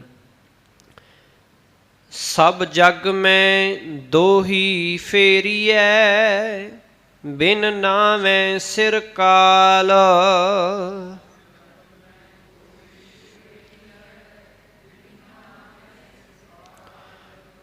ਦੋਹੀ ਫੇਰੀਏ ਦਾ ਅਰਥ ਕੀ ਹੋਏਗਾ ਜੀ? ਦੋਹੀ ਫੇਰਨਾ, ਹੁਣ ਸਤਿਗੁਰੂ ਪਾਤਸ਼ਾਹ ਭਾਵ ਦੁਹਾਈ ਫੇਰ ਦੇਣੀ, ਢੰਡੋਰਾ ਪਿਟਾ ਦੇਣਾ, ਦੱਸਣਾ ਲੋਕਾਂ ਨੂੰ। ਕਿ ਪਾਤਸ਼ਾਹ ਜੀ ਆਖਣ ਲੱਗੇ ਜੇ ਆਪਣੀ ਤਾਕਤ ਦੀ ਦੁਹਾਈ ਢੰਡੋਰਾ ਸਾਰੇ ਜਗਤ ਵਿੱਚ ਫਿਰਾ ਸਕੀਏ, ਕਿ ਅਸੀਂ ਆਪਣਾ ਆਪਾ ਹੈ ਜਿਹੜਾ ਆਪਣਾ ਨਾਂ ਹੈ ਉਹ ਇਸ ਧਨ ਪਦਾਰਥ ਦੇ ਕਰਕੇ ਜਿਹੜਾ ਹੈ ਉਹ ਬਣਾ ਸਕੀਏ, ਤੇ ਸਤਿਗੁਰੂ ਜੀ ਆਖਣ ਲੱਗੇ ਅਗਾਂਹ ਰਹਿਮਤ ਕਰਦੇ ਹਨ, ਬਿਨ ਨਾਵੈ ਸਿਰ ਕਾਲ। ਤਾਂ ਵੀ ਪ੍ਰਮਾਤਮਾ ਦੇ ਨਾਮ ਸਿਮਰਨ ਤੋਂ ਬਿਨਾਂ ਸਿਰ ਉੱਤੇ ਮੌਤ ਦਾ ਡਰ ਉਹ ਕਾਇਮ ਹੀ ਰਹਿੰਦਾ, ਕਿ ਇੱਕ ਝਰੋਖਾ ਬਣਿਆ ਰਹਿੰਦਾ। ਕਿਉਂਕਿ ਸਹਿਜੇ ਆ ਨਾ, ਕਿਸੇ ਸਮਾਜ ਦੇ ਵਿੱਚ ਦੇਖਦੇ ਹਾਂ ਖਾਸ ਕਰਕੇ ਭਾਰਤ ਦੇ ਅੰਦਰ, ਕਿ ਜਦੋਂ ਵੀ ਕੋਈ ਥੋੜ੍ਹਾ ਜਿਹਾ ਫੇਮਸ ਹੋ ਜਾਂਦਾ, ਭਾਵੇਂ ਕੋਈ ਸਿੰਗਰ ਹੋਏ ਕਿਸੇ ਵੀ ਤਰੀਕੇ ਦੇ ਨਾਲ, ਕੋਈ ਵੀ ਹੋਏ, ਅਤੇ ਫਿਰ ਉਹਨੂੰ ਕਿਤੇ ਨਾ ਕਿਤੇ ਡਰ ਪੈ ਜਾਂਦਾ ਹੈ ਕਿ ਹੁਣ ਕਿ ਕਿਤੇ ਮੈਥੋਂ ਕੋਈ ਫਰੌਤੀ ਨਾ ਮੰਗ ਲਈ, ਕਿਤੇ ਮੈਨੂੰ ਕੋਈ ਗੋਲੀ ਨਾ ਮਾਰ ਦੇ। ਇਸੇ ਚੱਕਰ 'ਚ ਫਿਰ ਕੀ ਹੁੰਦਾ, ਫਿਰ ਉਹ ਸਰਕਾਰ ਨੂੰ ਦਰਖਾਸਤ ਕਰਦੇ ਹੈ ਕਿ ਸਾਨੂੰ ਜਿਹੜੀ ਉਹ ਸਿਕਿਉਰਿਟੀ ਦਿੱਤੀ ਜਾਏ, ਕਿ ਸਾਨੂੰ ਕੋਈ ਮਾਰ ਨਾ ਦੇਵੇ, ਕਿਤੇ ਸਾਨੂੰ ਕੋਈ ਤੰਗ ਨਾ ਕਰੇ। ਉਹ ਇੱਕ ਕੀ ਹੋ ਜਾਂਦਾ, ਇੱਕ ਮਨ ਦੇ ਵਿੱਚ ਡਰ ਵੀ ਜਿਹੜਾ ਉਹ ਬੈਠ ਜਾਂਦਾ ਹੈ। ਇਸੇ ਕਰਕੇ ਪਾਤਸ਼ਾਹ ਜੀ ਆਖਦੇ ਜਿੰਨਾ ਚਿਰ ਮਾਲਕ ਦਾ ਨਾਮ ਸਿਮਰਨ ਹਿਰਦੇ ਵਿੱਚ ਨਹੀਂ ਵਸਦਾ, ਓਨਾ ਸਮਾਂ ਇਹ ਜਿਹੜੀਆਂ ਵਸਤਾਂ ਨੇ, ਇਹ ਚੀਜ਼ਾਂ, ਇਹ ਭਾਵੇਂ ਸ਼ੌਹਰਤ ਹੋਏ, ਭਾਵੇਂ ਧਨ ਪਦਾਰਥ ਹੋਵੇ, ਇਹ ਹਮੇਸ਼ਾ ਹੀ ਡਰਾਉਂਦੀ ਰਹਿੰਦੀ ਹੈ, ਹਮੇਸ਼ਾ ਹੀ ਇਹਦਾ ਭੈ ਜਿਹੜਾ ਉਹ ਬਣਿਆ ਰਹਿੰਦਾ ਹੈ। ਪਿੰਡ ਪੜੈ ਜੀਓ ਖੇਲ ਸੀ, ਬਦ ਫੈਲੀ ਕਿਆ ਹਾਲ।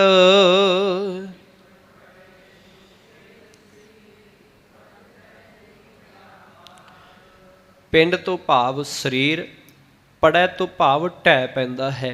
ਅਤੇ ਬਦਫੈਲੀ ਤੋਂ ਭਾਵ ਵਿਕਾਰੀ, ਬੁਰੇ ਫੇਲਾਂ ਵਾਲੇ। ਸਤਿਗੁਰੂ ਜੀ ਆਖਣ ਲੱਗੇ ਕਿ ਜਦੋਂ ਜ਼ਿੰਦਗੀ ਦੀ ਖੇਡ ਹੈ ਜਿਹੜੀ ਉਹ ਖੇਡ ਜਾਂਦੀ ਹੈ, ਕਿ ਸਰੀਰ ਹੈ ਜਿਹੜਾ ਉਹ ਮਿੱਟੀ ਹੋ ਕੇ ਢਹਿ ਪੈਂਦਾ ਹੈ, ਜਦੋਂ ਇਹ ਜਿਹੜਾ ਅਵਸਥਾ ਹੈ ਜਿਹੜੀ ਉਹ ਲੰਬੀ ਹੋ ਜਾਂਦੀ ਹੈ ਜਾਂ ਸਰੀਰ ਦੀ ਆਯੂ ਲੰਮੀ ਹੋ ਜਾਂਦੀ ਹੈ, ਤਾਂ ਤਦੋਂ ਧਨ ਪਦਾਰਥ ਦੀ ਖਾਤਰ ਮੰਦੇ ਕੰਮ ਕਰਨ ਵਾਲਿਆਂ ਦਾ ਭੈੜਾ ਹਾਲ ਹੀ ਹੁੰਦਾ ਹੈ, ਕਿ ਉਹ ਫਿਰ ਉਹਨਾਂ ਦਾ ਹਾਲ ਅੰਤ ਸਮੇਂ ਮਾੜਾ ਹੁੰਦਾ ਹੈ, ਜਦੋਂ ਸਰੀਰ ਜਿਹੜਾ ਉਹ ਤੁਰਨਾ ਫਿਰਨਾ ਘੱਟ ਕਰ ਦਿੰਦਾ ਹੈ ਜਾਂ ਚੱਲਣ ਫਿਰਨ ਦੇ ਸਮਰੱਥ ਨਹੀਂ ਰਹਿੰਦਾ, ਤੇ ਉਦੋਂ ਫਿਰ ਇਹ ਸਰੀਰ ਵੀ ਜਿਹੜਾ ਹੈ ਇਹ ਬਹੁਤ ਦੁੱਖ ਦਿੰਦਾ ਹੈ। ਫਿਰ ਅਸੀਂ ਸੋਚਦੇ ਹਾਂ ਜਾਂ ਕਹਿੰਦੇ ਹਾਂ, ਕਈ ਵਾਰ ਇੱਥੋਂ ਤੱਕ ਵੀ ਪਰਿਵਾਰ ਜਿਹੜਾ ਉਹ ਆ ਕੇ ਆਖਦੇ ਆ ਕਿ ਬਾਬਾ ਜੀ ਇਹੋ ਜਿਹੀ ਅਰਦਾਸ ਕਰੋ ਕਿ ਸਾਡਾ ਜਿਹੜਾ ਇਹ ਬਜ਼ੁਰਗ ਹੈ ਜਾਂ ਸਾਡਾ ਪਰਿਵਾਰਕ ਮੈਂਬਰ ਹੈ ਇਹਦੇ ਸਰੀਰ ਵਿੱਚੋਂ ਜਾਨ ਨਿਕਲ ਜਾਏ, ਕਿ ਇੰਨੇ ਮਾੜੇ ਕਰਮ ਕੀਤੇ ਹੁੰਦੇ ਨੇ ਕਿਤੇ ਨਾ ਕਿਤੇ ਕਿ ਉਹਨਾਂ ਦੇ ਕਰਕੇ ਇੰਨਾ ਹੀ ਦੁੱਖ ਜਿਹੜਾ ਸਹਾਰਨਾ ਪੈਂਦਾ। ਹੁਣ ਇਹੋ ਜਿਹੀ ਅਰਦਾਸ ਤਾਂ ਨਾ ਤੇ ਕੋਈ ਭਾਈ ਕਦੇ ਕਰਦਾ ਹੈ ਤੇ ਨਾ ਹੀ ਕਿਸੇ ਨੇ ਕਰਨੀ ਹੈ ਕਿ ਰੱਬਾ ਇਹਨੂੰ ਚੁੱਕ ਲਾ, ਐਸਾ ਥੋੜ੍ਹਾ ਕਵਾਂਗੇ। ਇਹੀ ਹੈ ਕਿ ਮਾਲਕਾ ਚੜ੍ਹਦੀ ਕਲਾ ਬਖਸ਼ੀ, ਪਰ ਚੜ੍ਹਦੀ ਕਲਾ ਤਾਂ ਹੋਣੀ ਹੈ ਜੇ ਅਸੀਂ ਚੰਗੇ ਕਰਮ ਕੀਤੇ ਨੇ, ਅਸੀਂ ਮਾਲਕ ਦੇ ਹੁਕਮ ਵਿੱਚ ਰਜ਼ਾ ਵਿੱਚ ਜਿਹੜਾ ਉਹ ਜੀਵਨ ਬਤੀਤ ਕੀਤਾ। ਇਸ ਕਰਕੇ ਆਖਦੇ ਹਨ ਪਿੰਡ ਪੜ੍ਹੈ ਜੀਓ ਖੇਲ ਸੀ। ਜਦੋਂ ਇਹ ਜਿੰਦ ਆਪਣੀ ਖੇਡ ਖੇਡ ਲੈਂਦੀ ਹੈ ਕਿ ਮਨੁੱਖ ਜਵਾਨੀ ਦੇ ਵਿੱਚ ਕਿਸੇ ਨੂੰ ਤਾਂ ਫਿਰ ਆਪਣੇ ਅੱਗੇ ਮੰਨਦਾ ਹੀ ਨਹੀਂ, ਕਹਿੰਦਾ ਕਿ ਮੈਂ ਹੀ ਤਕੜਾ, ਬਾਕੀ ਤੇ ਮੇਰੇ ਅੱਗੇ ਟਿਕਣ ਵਾਲਾ ਹੀ ਕੋਈ ਨਹੀਂ। ਫਿਰ ਹੋਰ ਅੱਗੇ ਚੱਲਦਿਆਂ ਫਿਰ ਹੋਰ ਪਰਿਵਾਰਕ ਜ਼ਿੰਮੇਵਾਰੀਆਂ ਵੱਧਦਿਆਂ ਹੋਇਆਂ ਕਈ ਪ੍ਰਕਾਰ ਦੇ ਵਿਕਾਰ ਕਮਾਉਂਦਾ ਹੈ, ਪਰ ਅੰਤ ਵੇਲੇ ਉਸ ਦੇ ਆਪਣੇ ਕਰਮ ਹੀ ਹਨ ਜਿਹੜੇ ਉਸ ਦਾ ਨਤੀਜਾ ਬਣਦੇ ਹਨ। ਪੁੱਤਾਂ ਦੇਖ ਵਿਗਸੀਐ ਨਾਰੀ ਸੇਜ ਪਤਾਰ,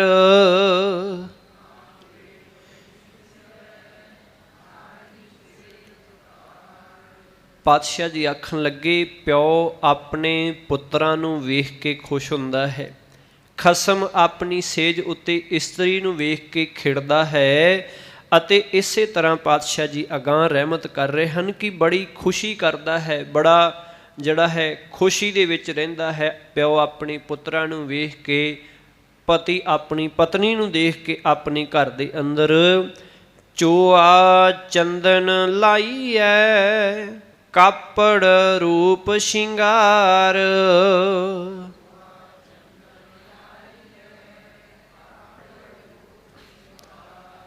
ਪਾਤਸ਼ਾਹ ਜੀ ਆਖਣ ਲੱਗੇ ਬੜਾ ਖੁਸ਼ ਹੁੰਦਾ ਹੈ ਸਾਰਾ ਆਪਣੇ ਪੁੱਤਰਾਂ ਨੂੰ ਪਤਨੀ ਨੂੰ ਵੇਖ ਕੇ, ਪਰਿਵਾਰ ਨੂੰ ਵੇਖ ਕੇ, ਅਤੇ ਚੋਆ ਚੰਦਨ ਕਿ ਇਸ ਸਰੀਰ ਨੂੰ ਅਤਰ ਤੇ ਚੰਦਨ ਲਾਈਦਾ ਹੈ ਕਿ ਸਰੀਰ ਦੇ ਵਿੱਚੋਂ ਮਹਿਕ ਆ ਸਕੀ, ਮੈਂ ਸੋਹਣਾ ਲੱਗ ਸਕਾਂ, ਕਿਸੇ ਦੇ ਕੋਲੋਂ ਲੰਘਾਂ ਤੇ ਉਹ ਬੜਾ ਜਿਹੜਾ ਉਹ ਹੈਰਾਨ ਹੋਏ, ਆਖੇ ਕਿ ਵਾਹ ਜੀ ਵਾਹ ਇਹਨੇ ਚੰਦਨ ਲਾਇਆ, ਅਤਰ ਲਾਇਆ, ਜਾਂ ਅੱਜ ਦੇ ਸਮੇਂ 'ਚ ਕਹਿ ਲਈਏ ਕਿ ਸੈਂਟ ਲਾਇਆ, ਪਰਫਿਊਮ ਲਗਾਇਆ।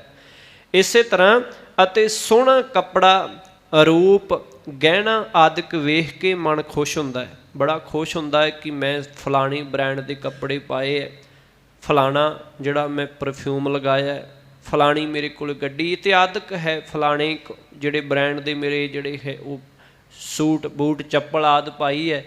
ਕਿ ਜੇਕਰ ਇਹਨਾਂ ਚੀਜ਼ਾਂ ਨੂੰ ਵੇਖ ਕੇ ਰੱਬ ਭੁੱਲਦਾ ਹੈ, ਕਿ ਰੱਬ ਭੁੱਲ ਜਾਏ ਮਨ ਦੇ ਵਿੱਚੋਂ, ਤੇ ਸਮਝ ਲੈਣਾ ਕਿ ਇਹ ਮਾਇਆ ਹੈ, ਇਹ ਰੱਬ ਤੋਂ ਦੂਰ ਕਰਨ ਵਾਲੀਆਂ ਚੀਜ਼ਾਂ ਨੇ।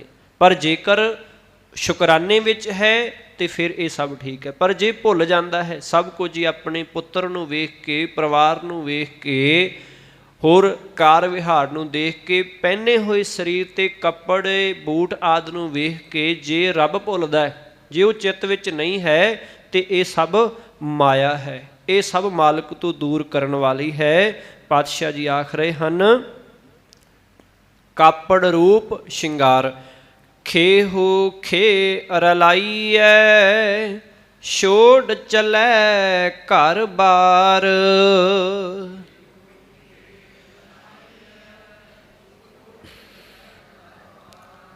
ਪਾਤਸ਼ਾਹ ਜੀ ਆਖਣ ਲੱਗੇ ਕਿ ਅੰਤ ਵਾਲੀ ਫਿਰ ਹੁੰਦਾ ਕੀ ਹੈ ਕਿ ਛੋੜ ਚੱਲੇ ਘਰ ਬਾਰ, ਖੇਹੂ ਖੇ ਰਲਾਈਏ, ਖੇਹੂ ਖੇ ਤੋਂ ਭਾਵ ਮਿੱਟੀ, ਖੇ ਮਿੱਟੀ, ਕਿ ਪਰ ਆਖਰ ਸਰੀਰ ਮਿੱਟੀ ਹੋ ਕੇ ਮਿੱਟੀ ਵਿੱਚ ਹੀ ਰਲ ਜਾਂਦਾ ਹੈ। ਖੇਹੂ ਖੇ ਰਲਾਈ ਹੈ ਕਿ ਮਿੱਟੀ ਹੋ ਕੇ ਮਿੱਟੀ ਦੇ ਵਿੱਚ ਹੀ ਮਿਲ ਜਾਂਦਾ ਹੈ। ਅਤੇ ਮਾਨ ਕਰਨ ਵਾਲਾ ਜੀਵ ਘਰ ਬਾਰ ਛੱਡ ਕੇ ਸੰਸਾਰ ਤੋਂ ਚਲਾ ਜਾਂਦਾ ਹੈ। ਕਿੰਨਾ ਹੰਕਾਰੀ ਹੰਕਾਰ ਕਰਦਾ ਹੈ ਕਿ ਮੈਂ ਫਲਾਣੀ ਬ੍ਰਾਂਡ ਦਾ ਕੱਪੜਾ ਪਾਇਆ, ਫਲਾਣੀ ਮੇਰੇ ਕੋਲ ਗੱਡੀ ਹੈ, ਫਲਾਣੇ ਥਾਂ 'ਤੇ ਮੇਰਾ ਜਿਹੜਾ ਘਰ ਹੈ, ਇੰਨੇ ਕਰੋੜ ਮੈਂ ਆਪਣੀ ਕੋਠੀ 'ਤੇ ਲਾਇਆ, ਫਲਾਣੇ ਬ੍ਰਾਂਡ ਦੇ ਮੈਂ ਸ਼ੂ ਪਾਏ ਹੈ, ਮੈਂ ਆਹ ਪਰਫਿਊਮ ਲਾਉਣਾ, ਆਹ ਮੇਰਾ ਲਾਈਫ ਸਟਾਈਲ ਹੈ। ਇਸੇ ਦਾ ਮਾਨ ਹੰਕਾਰ ਹੀ ਕਰਦਾ ਰਹਿੰਦਾ। ਅਤੇ ਜਦੋਂ ਉਹ ਮਾਲਕ ਦਾ ਹੁਕਮ ਹੁੰਦਾ ਫਿਰ 1 ਮਿੰਟ ਵੀ ਨਹੀਂ ਲੱਗਦਾ, ਉਸੇ ਵੇਲੇ ਜਿਹੜਾ ਹੈ ਸਭ ਕੁਝ ਛੱਡ ਕੇ ਜਿਹੜੇ ਸਰੀਰ ਦਾ ਮਾਣ ਕਰਦਾ ਉਹ ਵੀ ਉੱਥੇ ਪਿਆ ਹੁੰਦਾ ਹੈ। ਫਿਰ ਉਹਦੇ 'ਤੇ ਕੋਈ ਸੂਟ ਬੂਟ ਨਹੀਂ ਪਾਇਆ ਜਾਂਦਾ, ਉਹਦੇ 'ਤੇ ਬਿਨਾਂ ਜੇਬਾਂ ਦੇ ਇੱਕ ਕਫਨ ਪਾ ਦਿੱਤਾ ਜਾਂਦਾ ਕਿ ਆ ਚਿੱਟਾ ਜਿਹਾ ਲਿਆਓ ਪਾ ਦਿਓ, ਬਸ ਠੀਕ ਹੈ। ਕਿ ਨਾਲ ਕੁਝ ਨਹੀਂ ਨਿਭਦਾ, ਜਿਹੜੇ ਸਰੀਰ ਦਾ ਮਾਣ ਕਰਦਾ ਸਰੀਰ ਵੀ ਇੱਥੇ ਪਿਆ ਹੁੰਦਾ ਹੈ। ਉਹੀ 4 ਜਣੇ ਚੁੱਕ ਕੇ ਜਿਹੜਾ ਹੈ ਸਿਵਿਆਂ ਦੇ ਵਿੱਚ ਲੈ ਜਾਂਦੇ ਹੈ, ਜਾ ਕੇ ਉੱਥੇ ਜਿਹੜਾ ਹੈ ਅੱਗ ਲਾ ਦਿੱਤੀ ਜਾਂਦੀ, ਸਵਾਹ ਹੋ ਜਾਂਦਾ, ਮਿੱਟੀ ਹੋ ਜਾਂਦਾ ਹੈ। ਕਾਹਦਾ ਮਾਣ ਕਰਦਾ ਹੈ?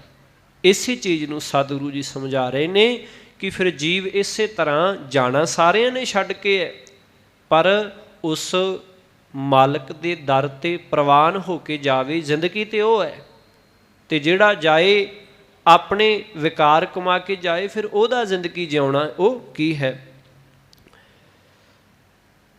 ਮਹਿਰ ਮਲੂਕ ਕਹਾਈਐ ਰਾਜਾ ਅਰਾਓ ਕੇ ਖਾਨ।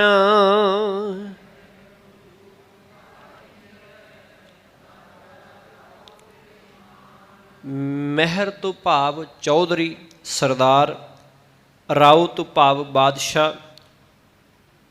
ਰਾਜਾ ਰਾਜੇ ਹੁੰਦੇ ਸਨ ਜਿਹੜੇ, ਰਾਓ ਕੇ ਖਾਨ ਅਤੇ ਜਾਂ ਰਾਓ ਜਾਂ ਖਾਨ ਅਖਵਾਈ ਦਾ ਭਾਵ ਕਿ ਆਪਣੇ ਆਪ ਨੂੰ ਉੱਚਾ ਅਖਵਾਉਂਦੇ ਨੇ ਕਿ ਬਹੁਤ ਉੱਚੇ ਸਰਦਾਰ ਹਾਂ, ਚੌਧਰੀ। ਪੁਰਾਣੇ ਸਮੇਂ ਦੇ ਵਿੱਚ ਜਿਹੜਾ ਪਿੰਡ ਦੇ ਵਿੱਚ ਜਿਹੜਾ ਮੋਹਤਬਾਰ ਮਨੁੱਖ ਹੁੰਦਾ ਸੀ ਉਹਨੂੰ ਸਰਦਾਰ ਆਖਿਆ ਜਾਂਦਾ ਸੀ, ਚੌਧਰੀ ਆਖਿਆ ਜਾਂਦਾ ਸੀ। ਇਸੇ ਤਰ੍ਹਾਂ ਬਾਦਸ਼ਾਹ, ਰਾਜਾ, ਰਾਓ ਜਾਂ ਖਾਨ ਅਖਵਾਈ ਦਾ ਹੈ। ਫਿਰ ਪਾਤਸ਼ਾਹ ਜੀ ਅੱਗੇ ਆਖਦੇ ਹਨ, ਚੌਧਰੀ ਅਰਾਓ ਸਦਾਈਐ ਜਲ ਬਲੀਐ ਅਭਿਮਾਨ।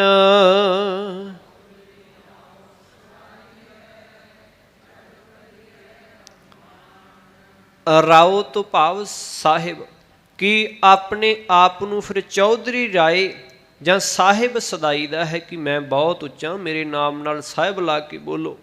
ਅਤੇ ਇਸ ਵਡੱਪਨ ਦੇ ਅਹੰਕਾਰ ਨਾਲ ਹੀ ਫਿਰ ਆਤਮਿਕ ਜੀਵਨ ਉਹ ਮਰ ਜਾਂਦਾ ਹੈ, ਖਤਮ ਹੋ ਜਾਂਦਾ ਹੈ ਕਿ ਮੈਨੂੰ ਫਲਾਣੇ ਬੰਦੇ ਨੇ ਆਹ ਆਖਿਆ, ਮੇਰਾ ਸਿੱਧਾ ਨਾਂ ਲੈ ਲਿਆ, ਇਹਦੀ ਹਿੰਮਤ ਕਿਵੇਂ ਹੋਈ ਕਿ ਮੇਰਾ ਨਾਂ ਲਿਆ, ਮੈਂ ਵੱਡਾ, ਮੇਰਾ ਨਾਮ ਕਿਉਂ ਲਿਆ, ਮੈਨੂੰ ਸਾਹਿਬ ਆ ਕੇ ਆਖਣਾ ਸੀ, ਮੈਨੂੰ ਫਲਾਣਾ ਸਾਹਿਬ ਆਖਣਾ ਸੀ, ਇਹ ਨਾਮ ਕਿੱਦਾਂ ਲੈ ਲਿਆ। ਕਿ ਇਸੇ ਹੰਕਾਰ ਦੇ ਵਿੱਚ ਹੀ ਮਨੁੱਖ ਜਦੋਂ ਥੋੜ੍ਹਾ ਜਿਹਾ ਬਾਕੀਆਂ ਦੇ ਨਾਲੋਂ ਜਿਹੜਾ ਉਹ ਆਪਣੇ ਆਪ ਨੂੰ ਉੱਚਾ ਸਮਝਣ ਲੱਗਦਾ, ਕਿ ਇਸੇ ਹੰਕਾਰ ਦੇ ਵਿੱਚ ਫਿਰ ਉਹ ਸੜਦਾ ਰਹਿੰਦਾ ਹੈ। ਇਸੇ ਕਰਕੇ ਫਿਰ ਪਾਤਸ਼ਾਹ ਜੀ ਆਖਦੇ ਜਲ ਬਲੀਐ ਅਭਿਮਾਨ। ਮਨ ਮੁਖ ਨਾਮ ਵਿਸਾਰਿਆ ਜਿਉ ਡਵ ਦੱਦਾ ਕਾਨ।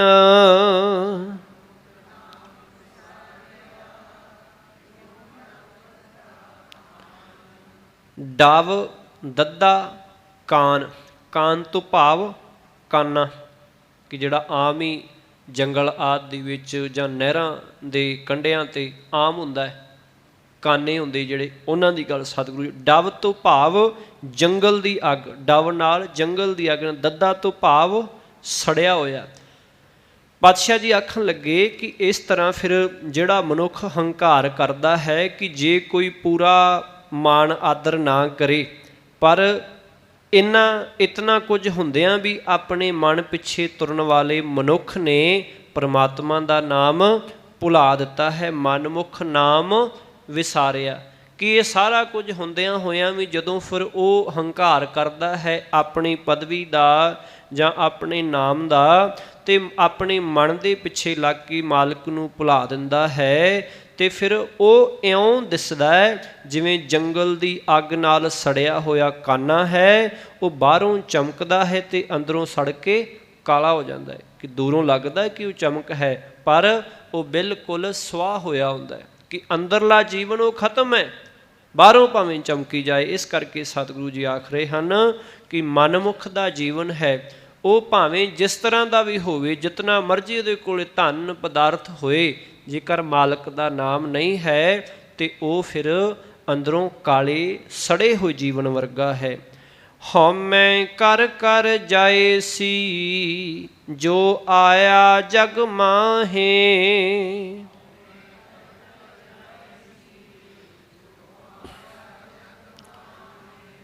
ਆਖਣ ਲੱਗੇ ਜਗਤ ਦੇ ਵਿੱਚ, ਸੰਸਾਰ ਦੇ ਵਿੱਚ ਜੋ ਵੀ ਆਇਆ ਹੈ ਮੈਂ ਵੱਡਾ ਆਖ ਕੇ ਆਖਰ ਇੱਥੋਂ ਚਲਾ ਜਾਏਗਾ, ਇੱਥੋਂ ਚਲੇ ਜਾਣਾ ਹੈ। ਤੇ ਹਮੇਸ਼ਾ ਹੀ ਇਹ ਮਾਣ ਤੇ ਹੰਕਾਰ ਕਰਦਾ ਰਹਿੰਦਾ, ਮੈਂ ਵੱਡਾ ਹਾਂ, ਮੇਰੇ ਕੋਲ ਆ ਹੈ।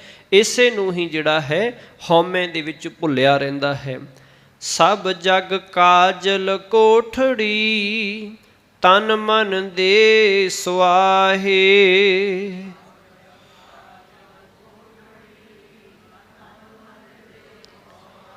ਸਤਿਗੁਰੂ ਪਾਤਸ਼ਾਹ ਜੀ ਆਖਣ ਲੱਗੇ ਕਿ ਇਹ ਜਿਹੜਾ ਸੰਸਾਰ ਹੈ ਇਹ ਸਾਰਾ ਜਗਤ ਕੱਜਲ ਦੀ ਕੋਠੜੀ ਸਮਾਨ ਹੈ।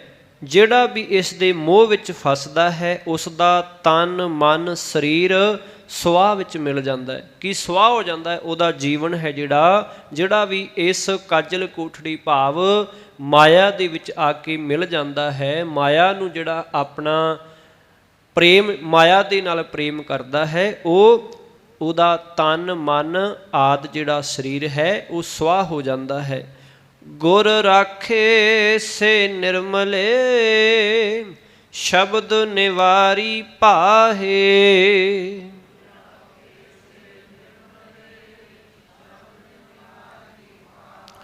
ਹੁਣ ਸਤਿਗੁਰੂ ਪਾਤਸ਼ਾਹ ਜੀ ਆਖਣ ਲੱਗੇ ਕਿ ਗੁਰੂ ਨੇ ਆਪਣੀ ਸ਼ਬਦ ਦੀ ਰਾਹੀਂ ਜਿਨ੍ਹਾਂ ਦੀ ਤ੍ਰਿਸ਼ਨਾ ਅੱਗ ਦੂਰ ਕਰ ਦਿੱਤੀ ਹੈ ਉਹ ਇਸ ਕੱਜਲ ਕੋਠੜੀ ਵਿੱਚੋਂ ਸਾਫ ਸੁਥਰੇ ਰਹੇ ਨੇ, ਕਿ ਇਸ ਸੰਸਾਰ ਦੇ ਵਿੱਚ ਫਿਰ ਵਿਕਾਰਾਂ ਦੀ ਮੈਲ ਸੁਆਹ ਉਹਨਾਂ ਨੂੰ ਨਹੀਂ ਚਿੰਬੜੀ, ਉਹਨਾਂ ਦੇ ਸਰੀਰ ਤੇ ਮਨ ਤੇ ਨਹੀਂ ਲੱਗੀ। ਜਿਹੜੇ ਗੁਰੂ ਦੇ ਸ਼ਬਦ ਦੇ ਨਾਲ ਜੁੜੇ, ਜਿਨ੍ਹਾਂ ਦੀ ਰੱਖਿਆ ਗੁਰੂ ਨੇ ਕੀਤੀ ਹੈ। ਨਾਨਕ ਤਰੀਐ ਸਚ ਨਾਮ ਸਿਰ ਸ਼ਾਹ ਪਾਤਸ਼ਾਹ,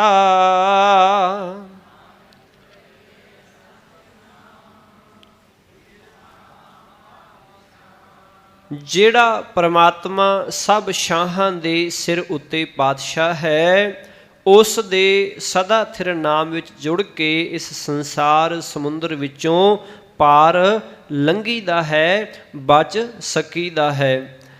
ਮੈਂ ਹਰ ਨਾਮ ਨਾ ਵਿਸਰੈ ਹਰ ਨਾਮ ਰਤਨ ਵੇਸਾ,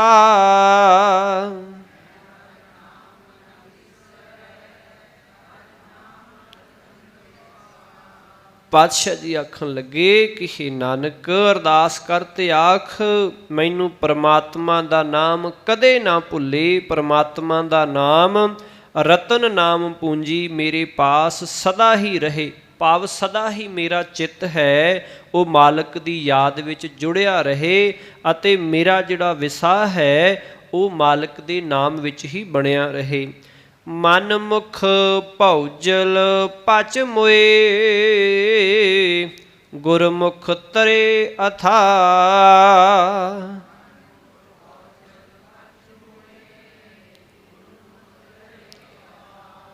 ਪਾਤਸ਼ਾਹ ਜੀ ਆਖਣ ਲੱਗੇ ਕਿ ਆਪਣੇ ਮਨ ਪਿੱਛੇ ਤੁਰਨ ਵਾਲੇ ਬੰਦੇ ਸੰਸਾਰ ਸਮੁੰਦਰ ਵਿੱਚ ਖੱਪ ਖੱਪ ਕੇ ਵਿਕਾਰਾਂ ਦੇ ਅਧੀਨ ਹੋ ਕੇ ਫਿਰ ਆਤਮਿਕ ਮੌਤ ਮਰਦੇ ਰਹਿੰਦੇ ਹੈ, ਕਿ ਉਹਦੇ ਵਿੱਚ ਹੀ ਰਹਿੰਦੇ ਹੈ। ਤੇ ਗੁਰੂ ਦੇ ਸਨਮੁਖ ਰਹਿਣ ਵਾਲੇ ਇਸ ਬੇਅੰਤ ਡੂੰਘੇ ਸਮੁੰਦਰ ਤੋਂ ਪਾਰ ਲੰਘ ਜਾਂਦੇ ਹਨ, ਉਹ ਵਿਕਾਰਾਂ ਦੀਆਂ ਲਹਿਰਾਂ ਦੇ ਵਿੱਚ ਨਹੀਂ ਡੁੱਬਦੇ, ਭਾਵ ਉਹ ਵਿਕਾਰੀ ਜੀਵਨ ਤੋਂ ਜਿਹੜੇ ਅਛੋਹ ਰਹਿੰਦੇ ਹਨ ਉਹਨਾਂ ਦੇ ਜੀਵਨ ਵਿੱਚ ਸਬਰ ਸੰਤੋਖ ਆਤਮਿਕ ਆਨੰਦ ਹਮੇਸ਼ਾ ਹੀ ਬਣਿਆ ਰਹਿੰਦਾ ਹੈ।